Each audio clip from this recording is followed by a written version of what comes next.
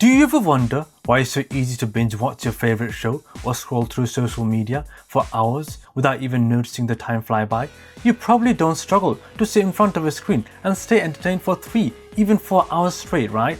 But when it comes to reading for 45 minutes or tackling an important work project, suddenly it's a whole different story. Even though we know that doing productive things like exercising, studying, or working on a side project will pay off in the future, we usually prefer instant gratification like checking our phones or playing games. Why does that happen? Well, the answer is simpler than you think. The easy activities don't require much effort, but studying or working toward a goal that requires focus and discipline. But some people seem to have no trouble doing the hard stuff. So what makes them different? The answer lies in a brain chemical called dopamine.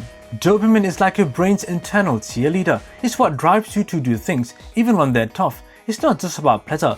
Dopamine is more about anticipation. It makes you want things, which pushes you to take action. Let me break it down with an interesting experiment scientists once did on rats. In this study, researchers implanted wires into the rat's brains. Every time a rat pushed a lever, its brain's reward system got a jolt of dopamine. The rats were so hooked on the feeling that they just kept pressing the lever, ignoring food, water, and sleep until they collapsed. But then, the researchers tried something different. They blocked the release of dopamine in the rats' brains. The result? The rats barely moved. They didn't bother eating or drinking unless someone put the food directly in their mouths. They had zero motivation to do anything on their own. This shows how powerful dopamine is, not just for rats, but for us too. It's what keeps us moving, keeps us doing things, especially when we expect a reward. In our everyday lives, dopamine plays a huge role in what we prioritize. If an activity promises a dopamine rush, we are motivated to keep doing it. If not, well, it's a lot harder to get excited about it. So what kind of activities trigger a dopamine release?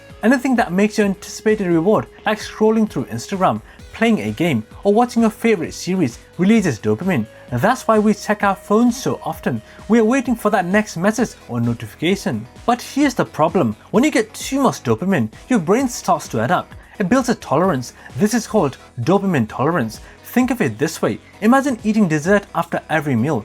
After a while, those sweet treats wouldn't taste quite as amazing, would they? You need more and more to get the same level of satisfaction. It's the same with dopamine. When you flood your brain with dopamine by constantly engaging in high stimulation activities, your brain adjusts. Suddenly, regular activities like working on a project or reading a book feel boring by comparison. But here's the good news. You can reset your dopamine levels with something called a dopamine detox. A dopamine detox is when you take a break from high stimulation activities to give your brain a chance to reset.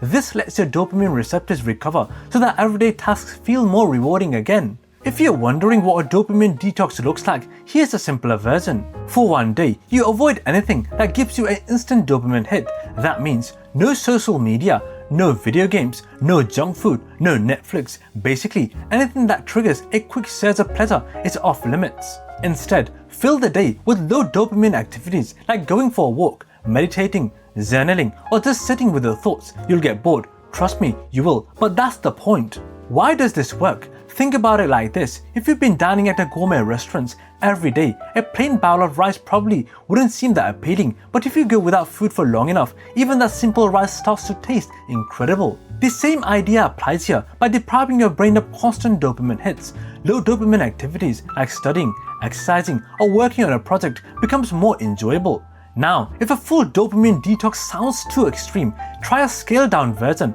Pick one day a week and cut out just one high dopamine activity. Maybe you decide to avoid social media, skip video games, or refrain from junk food on that day. Do more meaningful, less stimulating activities instead. Over time, you'll notice that the things you usually avoid, like work or exercise, will start to feel less like a chore. You'll have more motivation because your brain won't be constantly craving high dopamine hits. Here's something I personally do to manage my dopamine levels. I use a reward system. After I finish low dopamine activities like reading, writing, or cleaning, I reward myself with something that gives me more dopamine, like checking my phone or watching a show. The key is that I only reward myself after I've completed something challenging. For example, after I finish 2 hours of solid work, I allow myself 30 minutes of a high dopamine activity. It helps keep me balanced and I don't get sucked into hours of distractions without getting anything done. It is all about finding a healthy balance. If you avoid high dopamine activities too often, it could make life feel dull.